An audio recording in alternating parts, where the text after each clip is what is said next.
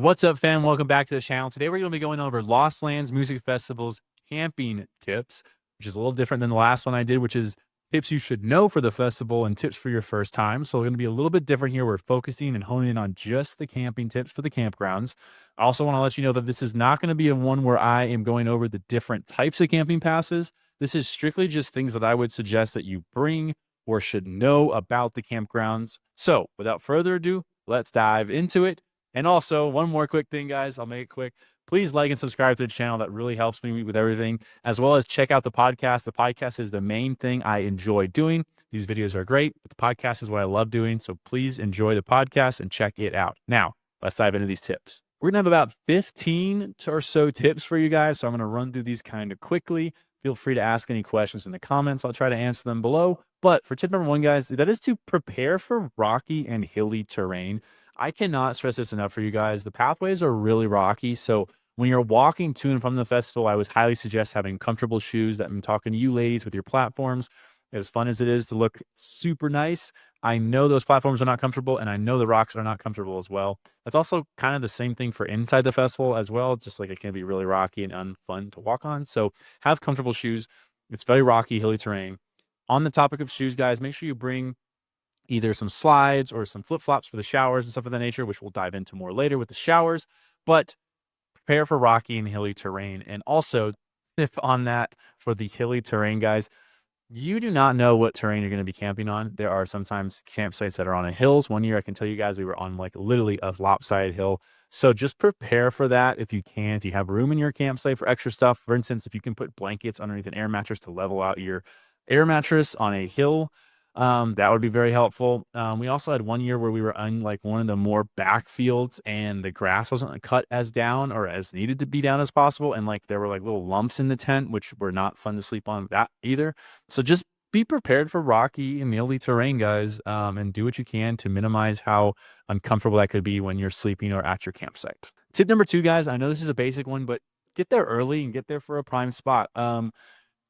I honestly couldn't tell you exactly how they do and fill the camping spots, because there have been years where we've come on Thursday, early arrival, and every time we come on Thursday, we've gotten a similar spot where we're not necessarily in the farthest away fields, but we're also not like in the closest. We had one year where we were about 15 minutes from the entrance. We had other years where we've been about 25 to 30 minutes from the entrance. So with that being said, guys, just arrive early. That's your best shot of getting a really good spot. And kind of prepared to walk again, like I told you guys, with that terrain, to be prepared for longer walks in the campsite, especially in GA. Tip number three for you guys, and that is to expect long lines at the shower, guys. I would plan to go in the morning if you can, best case scenario. Sometimes at night you can get lucky if they're open in certain areas. Sometimes they're not open. It depends where you're at. I know VIP, they're open, I think 24/7, but we'll do a whole separate video with that.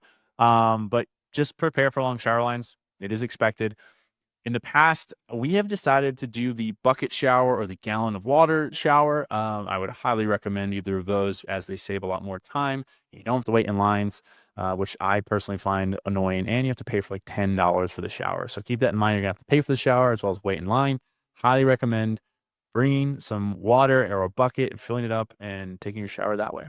Tip number four for you guys, do not forget to bring your portable chargers. They're very important throughout the fest, throughout the times there. You don't have to rely on just plugging things into your car, although the car is a great alternative and there's nothing wrong with that. But if you want to hang out at the campsite or you're on the move, bring your portable chargers. They are so important. They saved us multiple times, especially at night if you want your phone in your tent so you can wake up at certain times. Very, very, very helpful. Bring portable chargers.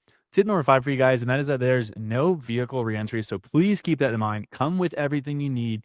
Be prepared from everything from what you're going to sleep with to what you're making. Food-wise, if you're having your own food, or what you're going to set up for your campsite, bring everything in. There is no car re-entry. Keep that in mind. Tip number six for you guys, and that is to bring bug spray. I really can't stress that enough. It is out in the middle of nowhere. You're going to have bugs. You can also get some bug spray to spray around your tent, so that way they don't go inside the tent.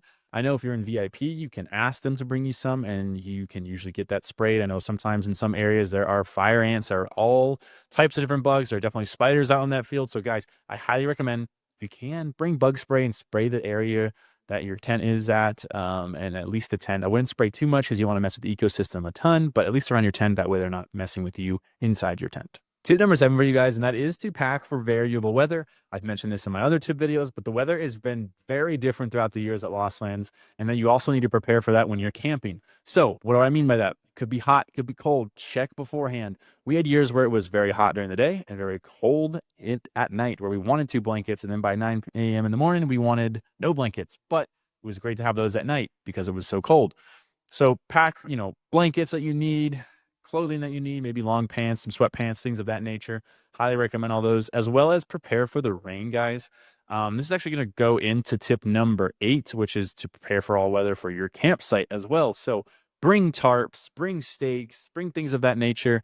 I never seen any tents or canopies fly away, but it does happen. We've seen the videos before. And we saw what happened at Bonnaroo some of the years where it was rained out. There was one year at Lost Lands where there was a thunderstorm in the middle of the night and we did not have our tarp on correctly. It was not fun to wake up soaking wet and have to go out in the rain to fix that.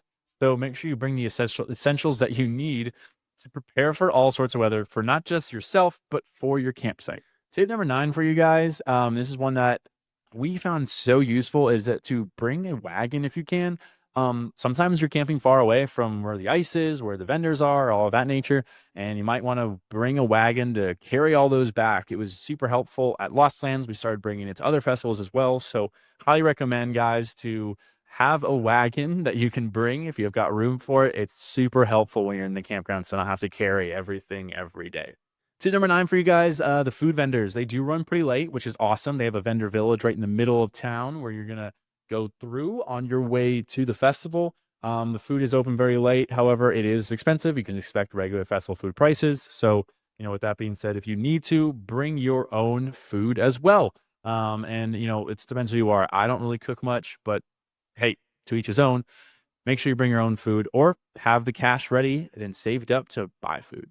Tip number 10 for you guys, and it's a really nice and easy one, but it is to meet your neighbors, embrace them, have fun with them. We've had some years where we've met some amazing people and had some great neighbors, and would see them throughout the festival. Doesn't mean you have to hang out the whole time. You can. We had one neighbor one year where they were making breakfast and they made us breakfast every morning. Sweetest thing ever, because they didn't have to make breakfast for all 8 of us, but they did. Shout out my boy Link. But yeah, embrace your neighbors, guys. It can really make a very fun festival. And watch out for your neighbors as well, in case. Tip number 11 for you guys, and I did kind of already mention this earlier, but it is prepare for longer walks. It just depends where you're going to be in camping. I'll hopefully have a map up where you can see it, but there's just some camping that's very far away. I can tell you that we had 30-minute walks and we had 15-minute walks, and it just depends, and you don't really know. I can tell you that as the campgrounds have changed over time, GA is obviously a lot more back. They've opened up a lot more space for VIP and RVs and forest, and they moved the vendor village onto the one side of the campground where they used to have VIP. So GA's kind of been pushed back a little bit. So just, guys, be prepared to walk. Tip number 11 for you guys, and it is to hydrate smart. And not just in the sense of like drinking water, but during the campgrounds and at the campgrounds, they have water stations as well. That is a big thing with the wagon, is if you brought water jugs to do your showers in, you can go get water early in the mornings, let it sit, warm up for the day so you're not taking a cold shower. But highly recommend using those refillable water stations, not just for the purpose of hydrating, but also for your showers and stuff of that nature. So keep that in mind. That's something we didn't know when we went the first couple of years, but you can refill your water as needed. Tip number 12 for you guys, and I definitely can't stress this enough, but set up a comfy campsite. Like, be as comfortable as possible. I know that's feels like something that should be known, but I can tell you in the past, we've come very unprepared. If it's your first time going, I would tell you to prepare, maybe even over prepare for a comfy campsite. It just makes a world of difference. And I just feel like it's very important to say that for any camping festival. But canopies, chairs, inflatable couches, lights, tapestries, things to block out the sun if it is a hot day, or the rain if it's coming in sideways, all super important. So think about it, over prepare if you need to, but it does make a difference. Tip number 13 for you guys, although I said I wasn't going to go into it, I'm definitely going to give you a little tidbit, but we're really not going to dive into how much of a difference there are, but it is to choose these campsites wisely. You have GA, you have forest, you have quiet, and you have glamping. Those are the 4 different types of camping you can do at Lost Lands. So think about them, think about which ones you might want, and think it through with your group and pick which ones you want. There's pluses and minuses to all of them, which we'll go into another video, but those are the 4 for you to know and think about what there are in their prices. Tip number 14 for you guys, and that is to respect the dinosaurs. It's very easy to get caught up in being around dinosaurs or want to climb them if you're under the influence or anything of that nature. So just keep in mind that you shouldn't climb the dinosaurs. It's very problematic. And I think they now have a rule implemented where they won't even tell you; they'll just immediately escort you out of the festival. So don't climb the dinos. Hopefully you get somebody that will not escort you out of the festival and tell you not to do it again. So keep that in mind.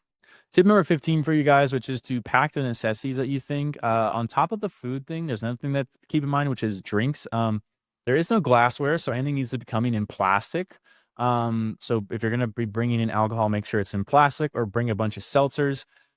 There is a gas station that they do allow you to go to that is on the road in between the festival and the campgrounds.